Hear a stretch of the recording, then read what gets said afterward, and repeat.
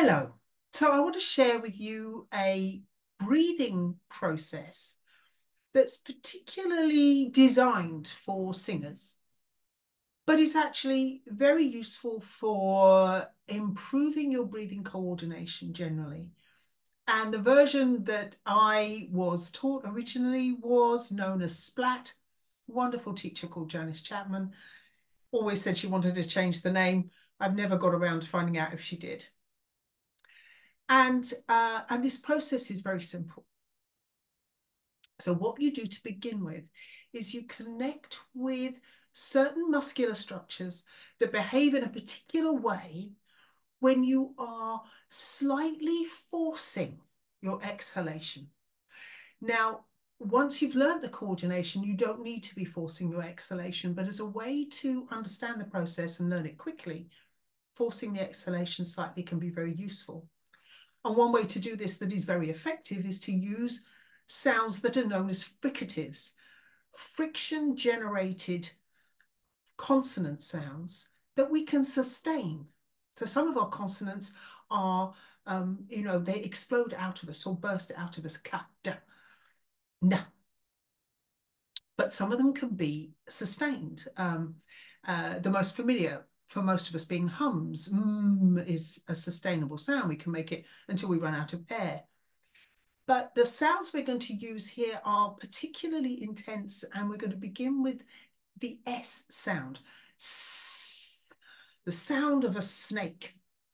Or, it can be lighter. It can have a different quality. It can be air leaking out of a balloon, say. But for here, we're going for energized snake.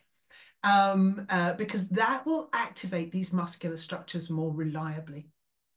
So the first area we're going to look at is the area of the abdominis rectus, and we're going to look at it in two places because you might want to observe it in either place later on. So we're going to find, if you follow your ribs around until you're underneath your sternum, and there's a little dip here, and then the other place is just above your pubic bone.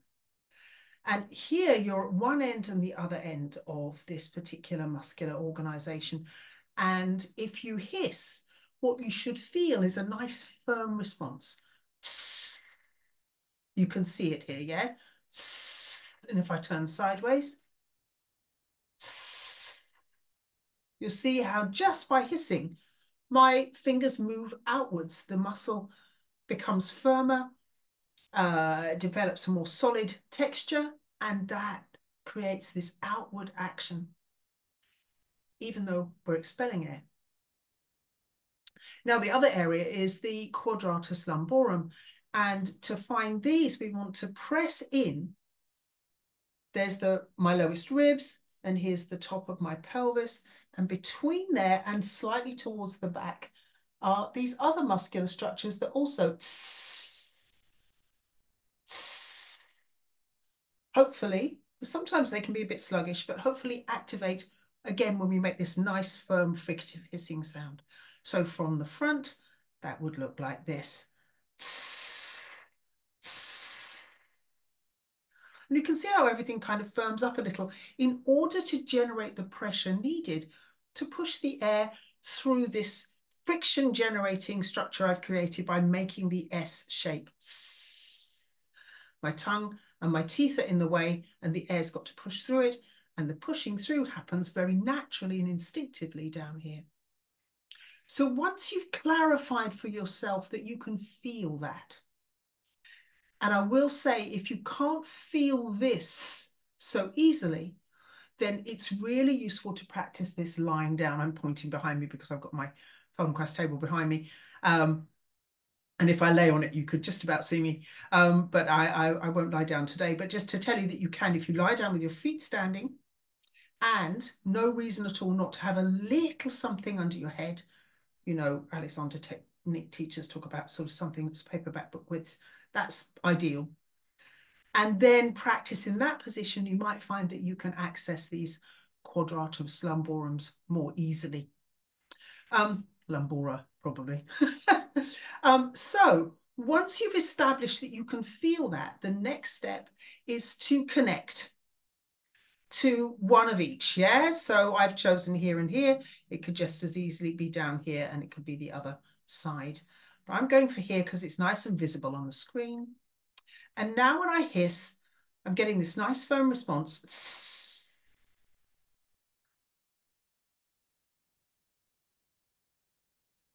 And I would expect it to last, this firm response, all the way through the exhale. Ideally, it wouldn't start to fade towards the end of the exhale.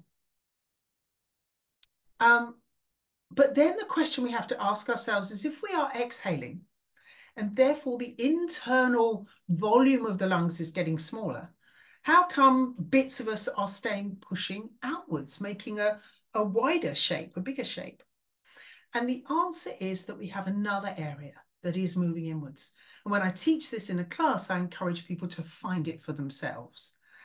But here, in this backup recording that I'm going to stick up on YouTube so that people can come and check it, I'm just going to tell you that what you will feel that is behaving differently is below your navel, this part of your abdomen.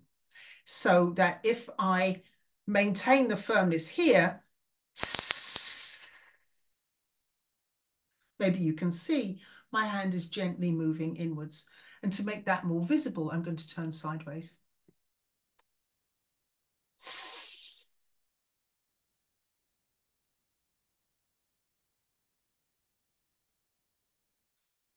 And that movement at the end, that is what Janice was referring to when she talked about splat. That at the end of the exhale, you just release here and relax and soften yourself and let everything drop outwards. So the full process would be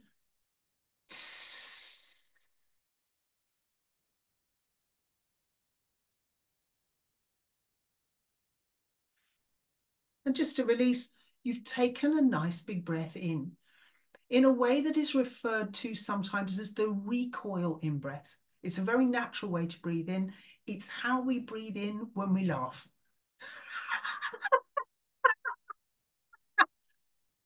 And we just release and the air comes in and we're ready to laugh again. It's also the kind of breath we make after a big sneeze or after coughing. And this automated, easy recoil in breath is something that singers learn to access, sometimes consciously with a tool like this one, or sometimes just unconsciously. If you practice singing long notes as you do for a slow ballad, then often you will naturally learn to be able to take the air in quickly and carry on singing very easily and not even notice that you're learning a technique. It'll just be a natural part of singing ballads. So when I'm teaching this to my singing students, I encourage them to choose a song with nice long notes as one way to practice this process once it's in action. And once it's in action, you will find that you are able to access it even with just a normal note. To give you an idea.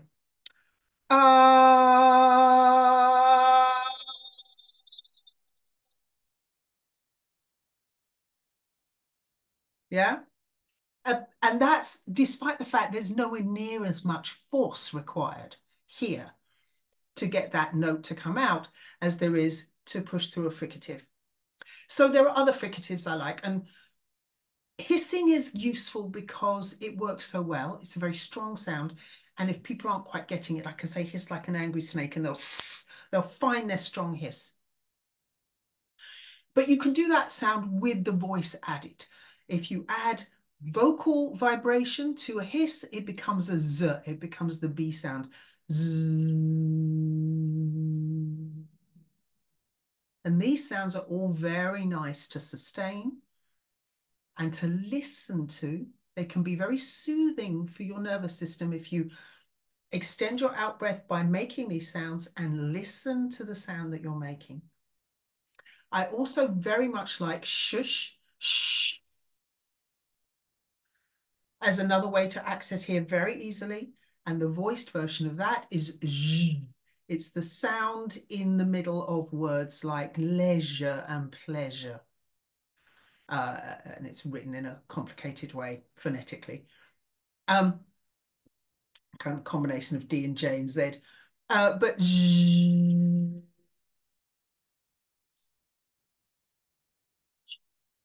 These can be very nice sounds to sustain and play with while you're practicing this breathing coordination. And if you used the vibratory sounds in particular, it could even be a very simple way to actually do a meditative practice. So you could do it for 10 minutes in the morning and you'd be improving your breathing coordination and giving your nervous system the opportunity to calm and soothe itself as well at the same time. Two benefits for the price of one. Can't complain about that. So there are other fricatives and they all work in differing ways, and some of them are, some fricatives don't sustain very easily. The sound of th in this is much more difficult to sustain, but interesting to play with. And one of the sounds that I like to play with comes from a lovely source. The heart rhythm meditation people use a sustained B sound. Now, B is an explosive sound, a plosive, but if you hold your lips very strongly together and make a sustained B, you get a very strong vibration in your face, as well as a very powerful response from the muscles involved in the more forceful exhalation. So that's a very nice sound to play with as well.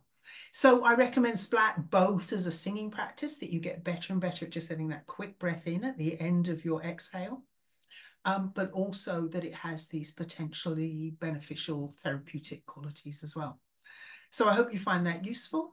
And you can always put questions in the comments. I'm going to post this on YouTube, so there will be space underneath for you to ask questions if you want to ask them. And this is the sort of thing I teach regularly in my monthly Sunday afternoon singing classes. So you can always look at my website and find out more about it. Okay, enjoy.